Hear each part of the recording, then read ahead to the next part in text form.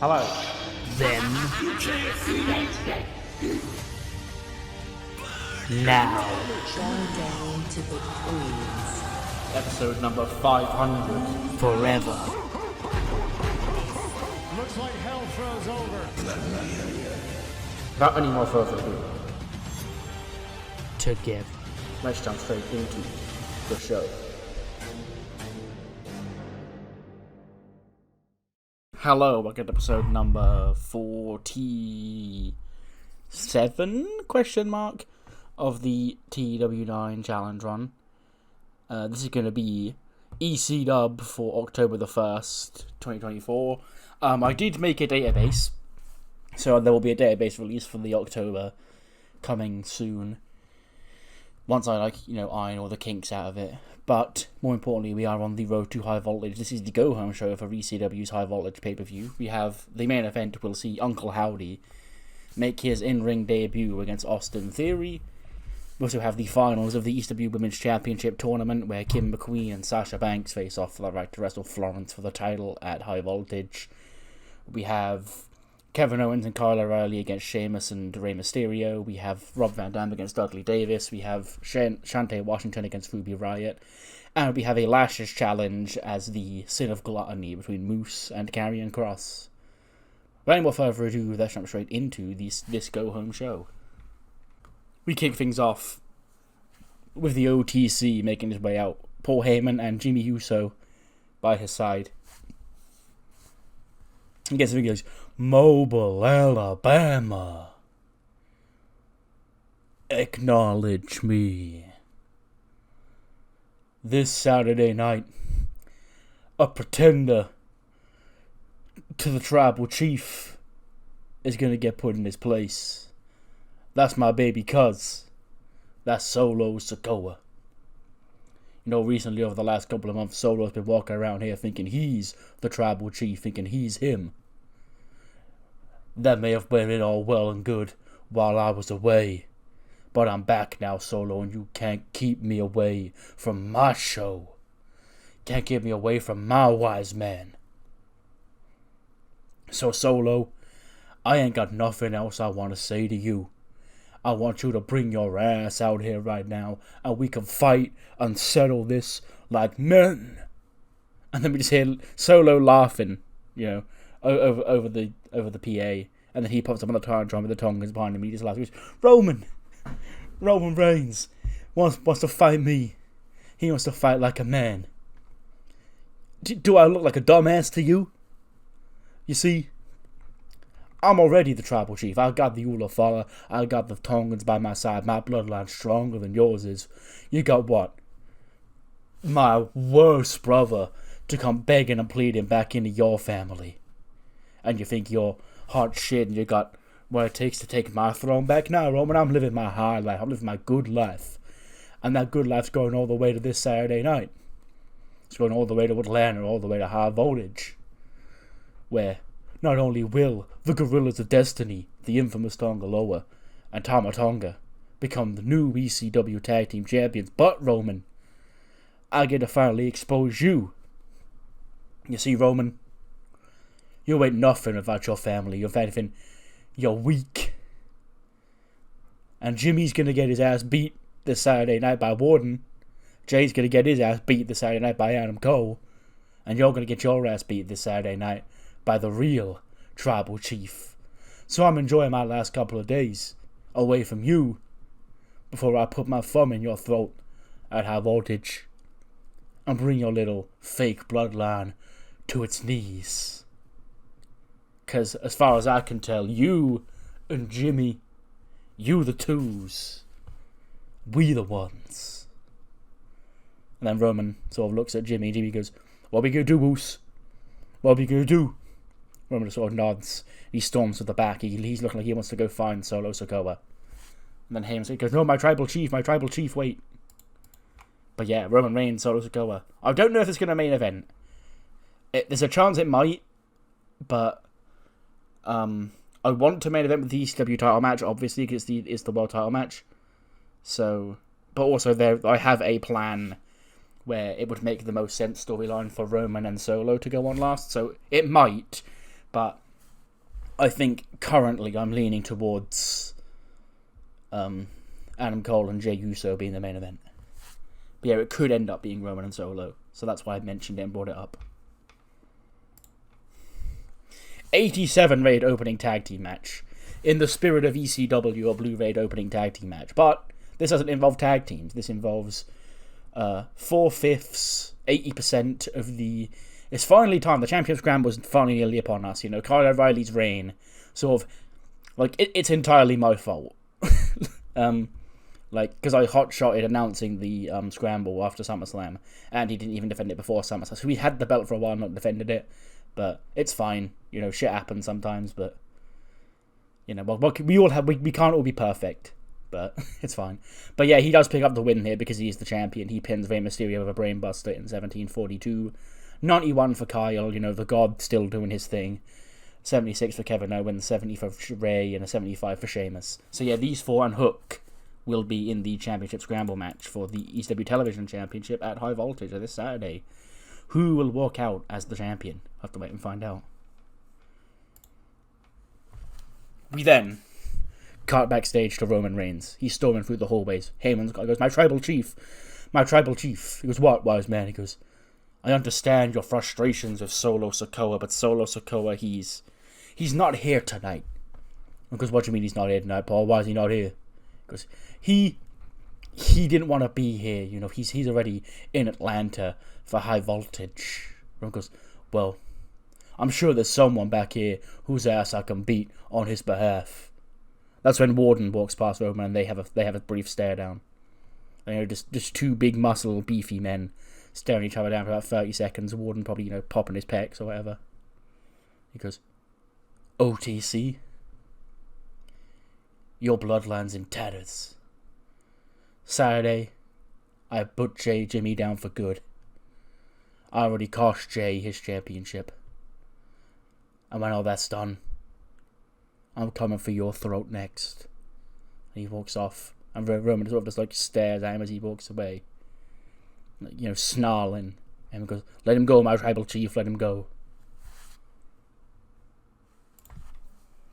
Then get a quick backstage interview. Kelly Kincaid is with Cedric Alexander. She says, Cedric, last week you came to the aid of your old friend Mustafa Ali in his match against the grizzled young veterans Rip Fowler and Jagger Reed. But you have your own match this Saturday night, when you'll be part of a ladder match for the Cruiserweight Championship up against the current champion, Axiom.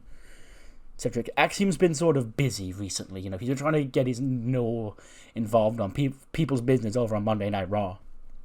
Which is fine. You know, he's contracted to Raw. And it's a good thing that he is getting involved over there, because he's going to need a backup plan. Because Saturday night, he ain't going to be a champion no more, because I'm going to be a champion. Prime Alexander, the Cruiserweight Classic, is going to remind everybody why the division peaked when I was at the top of it, and to get it back to where it needs to be, I've got to be the one at the helm. So Axiom, no hard feelings, you're a hell of a talent, you're a good kid. But you ain't prime time like I am. On Saturday night, that championship comes back to an OG. 89. Let's fucking go. You know, this tournament, you know, really, Naomi and Ruby Riott specifically were the two winners of, even though we know technically the winner of the tournament is, you know, in a literal sense, either Sasha Banks or Kim McQueen. The real winners of the tournament were Ruby Riott and Naomi, because these are, you know, the aces, the unsung heroes of the division.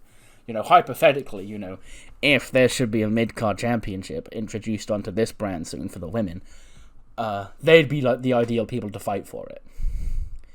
And it is Ruby Riott who beat Shantae Washington 15-41 with a Riot kick, 68 for Shantae, 91 for Ruby. She's come a long way as well, because she beat, who was the person woman that she beat that was an upset? Or she beat somebody. Was it Ruby? It might have even been Ruby herself. She beat somebody that was higher up on the totem pole than her, popularity rise in the game, and it really helped her out. But, you know, Ruby Riott gets a 91 and a 68 for Shantae Washington. This match gets an 89. So yeah, Ruby Riott is doing the Lord's work right now. She is the god Kyle O'Reilly, but for women, basically. And then after the match, Naomi, you know, she's checking up on Shantae. Ruby Riott stops. She turns around, she snaps, and she also beats up Naomi. leaves Naomi limp with a Riott kick as well. And she sort of just leaves and she sort of shrugs her shoulders and goes, hey, being a friend, that's where that got you, Naomi. Come to think of it, I can't remember the last time the Tag Team Championship showed up on ECW. There's definitely a whole lot more room up there at the top of the card if you want to ditch the dead weight. But hey, you know that. You know that already. Yeah. I don't know if it's come across because it's been sort of subtle, but, also very on the nose. I took Ruby into that one direction where she was the split personality gimmick. I did enjoy that run, but, it's been long enough now. I'm giving her something else to do. I'm going more for the sort of the Sean O'Haire Devil's Advocate gimmick. It's a popular fan gimmick that people always like to give wrestlers. And I think Ruby could do well with it. She's got that look, she's got that demeanor, and it could be, something that really helps establish her on this roster. So yeah, we're leaning more towards that sort of character arc. And she does bring up some good points already, because Nightlight haven't really done much as a tag team, and Naomi's almost on par with Ruby score-wise, so maybe she should. But also Shantae's getting better now as well, so it all lies in what really is going on in the mind of Naomi, I guess. We then get a quick video. It's one of those Mustafa Ali political speech things he does. And he walks on the stage and goes, ladies and gentlemen, we are just a couple of days away from one of the next challenger to this throne being put in his place. Now, I made a mission months ago to take down every single person who was responsible for me not getting my hands on the television championship. And ZSJ was just one of many of those people that I still have issues with, but he wants to take it a step further. He wants to make this personal with me, so I made it personal with him when last week me and Cedric put his little boys down. Now, Grizzled Young Veterans, one hell of a tag team around here, but maybe they haven't really hit the heights that they should have under the guidance of ZSJ, but hey, we all can see that. I'm sure Zach can see that too. And then Zack Sabre Jr. ZSJ does walk onto the stage. He goes, what are you waffling about up here? I finally found what you do, these stupid little things. Who are you preaching to out here? What, your little cult? Because the beloved audience who knows that Mustafa Ali can fix ECW. Thank you very much. Goes, well, you know how I fix ECW? Getting your stupid ass off this show. Because this show isn't supposed to be for political advocates like you trying to take over the show and make it better. It's supposed to be for fantastic, great technical wrestlers like myself to really be spotlighted here on Raw or on ECW. And at the pay-per-view coming up this Saturday, I'm going to tie your ass up, tap your bitch ass out, and I'm going to get back my television championship, the one that I actually held and have a claim to, because that god Kyle O'Reilly, me and him, we're far from finished. And then Ali says that you're saying all the right things, Zach. Let's see if you can back him up. 75. I'll take that because RVD's stamina is, booty butt cheeks. But Dudley Davis defeats RVD. RVD is, I was going to give him the win here, but also I think I'm building, I'm not building him up. He's Rob Van Dam. But I am of the belief where, I know his entire purpose right now is to be an enhancement talent, to put people over, but you can't just beat those people constantly. Otherwise, you're like, what the fuck does it matter? But Dudley does beat him, because I want to tell, a sort of thing where... I'm getting ahead of myself, where, he doesn't just hit ECW and he's like, oh yeah, fucking RVD, let's go. He needs to, build himself back up and find himself again. And, can he keep up with the current generation? That's part of why he's doing these open challenges. But yeah, Dudley Davis does beat him with the Dudley device. 77 for Dudley, 49 for Rob Van Dam. Plus, Dudley's just been doing nothing, really, recently, so... He needed a win. Because if he'd have lost this, he would have been cooked, basically. The Cruiserweight division... Not that that's that much of a demotion. Because I'm trying to establish the Cruiserweight division, but that would have been the logical next move for him. But yeah, Dudley does pick up the win. After the match, Dudley Davis and Rob Van Dam, they do shake hands. And RVD and Dudley, they raise hands. They're two laid-back, chill dudes. One of them it's because of weed, one of them it's because of yoga. So no, they're a very well-matched tandem. When they're jumped from behind by Shinsuke Nakamura and an ally of his that is not Minoru Suzuki, who he was previously allied with last time we saw him. It's Katsuyori Shibata. Shibata, Shinsuke drops Dudley and RVD with Kinshasas, then Shibata, hits a big penalty kick on both men, taking them both down. And him and Shinsuke, Shinsuke's there being Shinsuke, Shibata's just there with his arms folded. Acting like a tough guy. And then Shinsuke's like, I've been wanting to bring Ichiban back for a while now. But I want to do something, I want to make sure I did something different with them, because they did very much just become, these are just two Japanese guys before. And then Shibata was let go by New Japan. I was like, yeah, that's the perfect opportunity to bring him and Shinsuke back together. Send Minoru Suzuki down to NXT Japan. Let him be like a player coach down there. Rikoru Serizawa, the other Ichiban guy who never wrestled. I might introduce him back into the fold at some point, but right now he doesn't fit, because I don't want this to be a faction. I want to just run the duo. So yeah, but obviously he still has the connection with Shinsuke through the Ichiban. And the girls are on SmackDown, and I was very close to having them booked in the spot where Shayna and Carmella were against Fatal Influence, but I wanted to bring Shinsuke back first. So they might reappear at any week now on SmackDown, but yeah, Nakamura and Shibata lay Dudley and RVD out.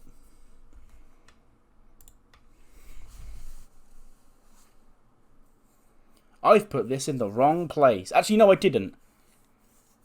I just didn't book... Oh, no, this is the... Anyway, we'll do the whipping segment here, sorry. I probably shouldn't call it that when I've got, these two on the screen, but it's the lashes segment. So, Moose comes out, Karrion Kross comes out, and we have a third-party lasher come in. I think it's... who was I going to have do it? It wasn't Zion Quinn. Who else was on ECW that's not... Who's a big tough guy that's not doing anything? I can't remember.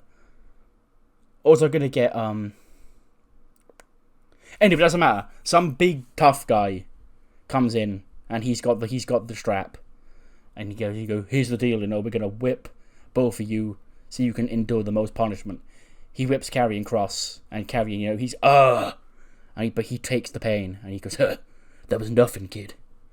And then Moose takes it, and he just shakes it off. He's like, yeah, bitch. And then he whips Karrion again. Karrion, a little bit, winces a little bit more. Moose, again, doesn't flinch. And this keeps on going until, in the end, Karrion snaps. He low blows Moose. He starts assaulting Moose. His anger got the better of him. And he ends up laying out Moose with the nothing personnel. But I guess Moose is declared the winner of the Lashes Challenge, because he can stomach more pain than Karrion Kross, apparently. So that was a segment I didn't book in. And then we cut from that. We go to the ads. We come back, and Moose and Apollo Crews are in the doctor's room. And Moose goes, we saw exactly what Karrion Kross was out there. It wasn't his gluttony that got the better of him tonight. It was his jealousy. It was his wrath. It was all of the sins that we've been fighting for, rolled into one. Sure, I may have stomached more pain than he did tonight, but he lost because of his insecurities, his envy, his wrath. But as far as I checked, Karrion, we're free for free. There's one more sin left. Pride. Do you have pride, Karrion Kross? We're about to find out. High Voltage this Saturday night. We'll see whose pride will get the better of them. You and I end this series. I quit. Yeah, I quit match for Pride just made the most sense, really. So yeah, Moose and Karrion Kross in an I Quit match at High Voltage. We then cut backstage. Shinsuke and Shibata, swaggering through the hallway. And Kelly Kincaid runs up to him. He says, Shinsuke, it's been a while since we saw you here on ECW, what is the new motivation between you and Shibata here? Shinsuke just sort of shrugs it off and goes, just walks off without answering. And then Kelly, puts the microphone up to Shibata. And he's typing out on his phone, and we're doing the Google Translate gimmick, and he takes the phone, he's like, Suzuki has only let Shinsuke down. Now the new Musketeers are reunited and no one is safe. And he walks off. And Kelly just sort of shrugs. I don't know what that means, but I guess we'll find out. And also it's then announced that the pre-show match for High Voltage will be Shinsuke and Shibata against Dudley Davis and Rob Van Dam.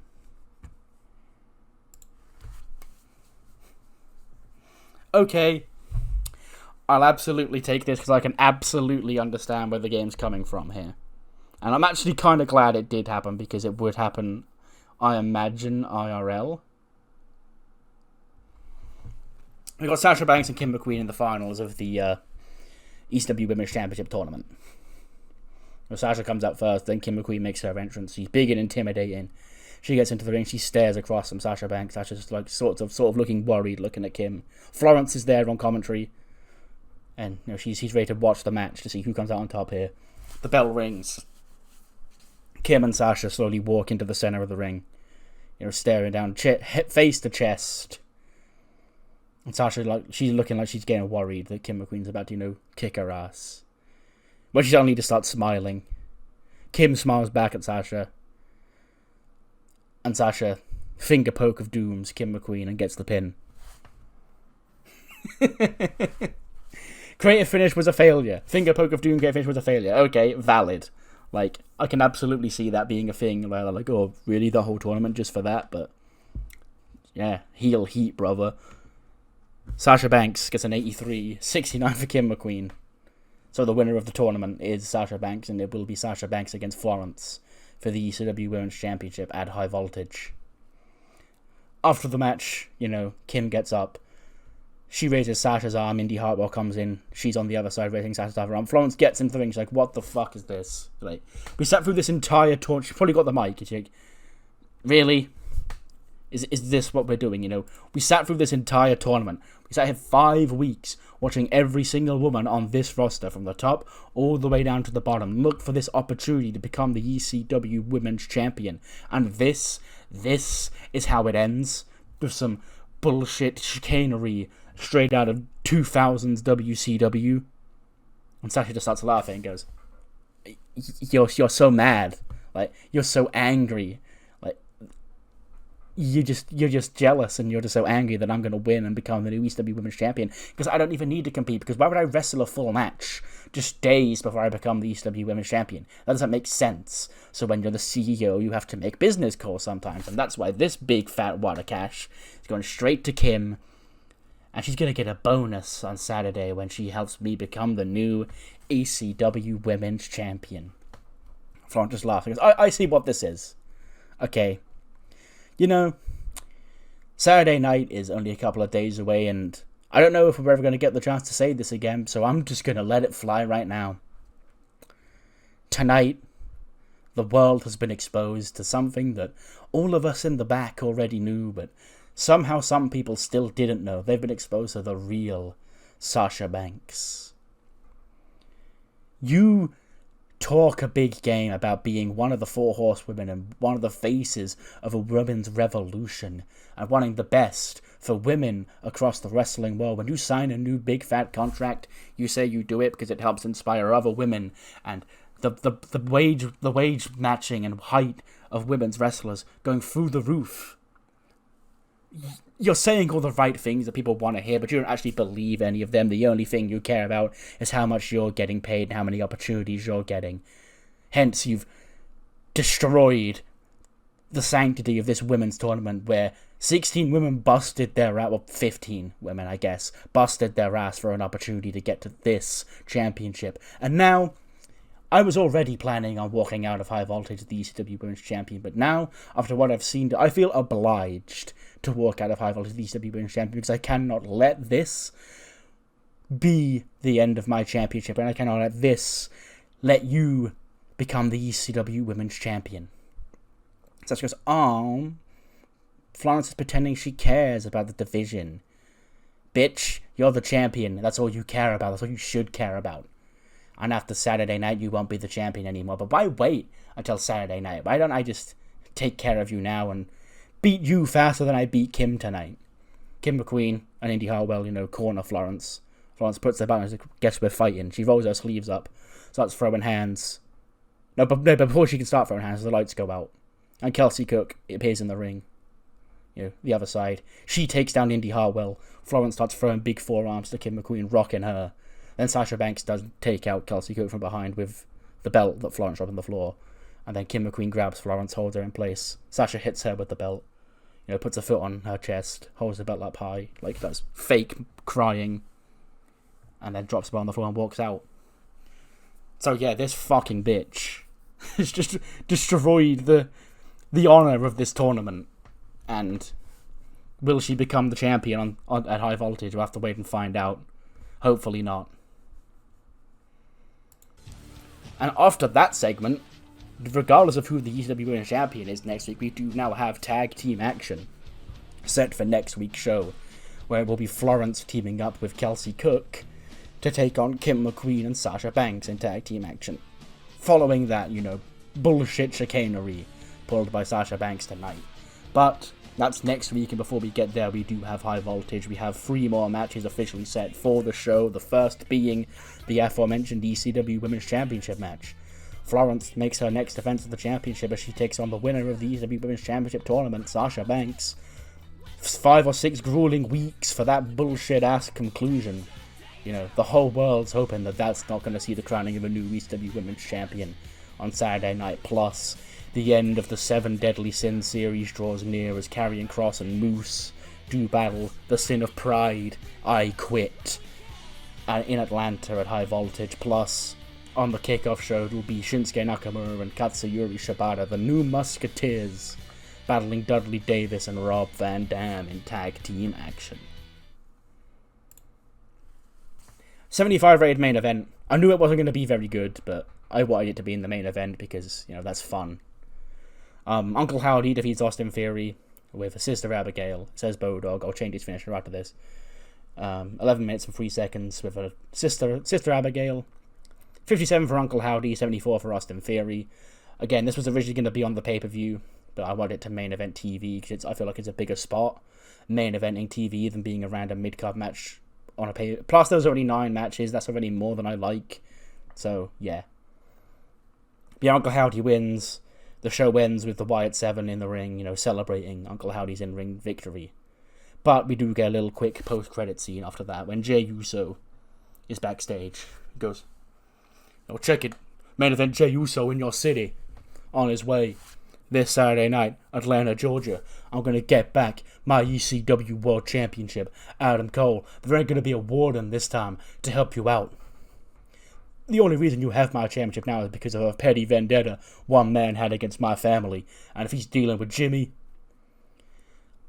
he ain't going to be out there. And I'm going to walk out the new ECW World Champion.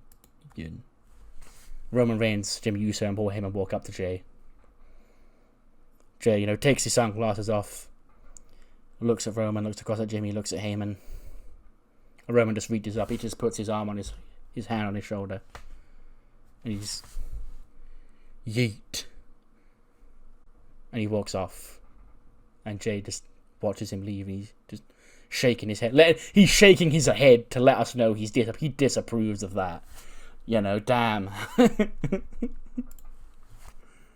82 rated show. I'll take that considering the main event was a 75 and that match was a 70. Yeah.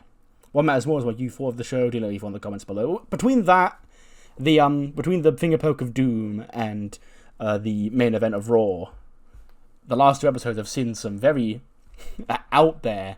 I'm getting out of my comfort zone. I'm prepared to do shit that would be polarizing IRL. But, I've always got a plan for it. So, I got you. But yeah, I don't just do stuff like that for no reason. And I'll see you next time for SmackDown, where we will have the fallout of Bad Blood on the road to the Auckland Assault pay-per-view at the end of the month. See you then.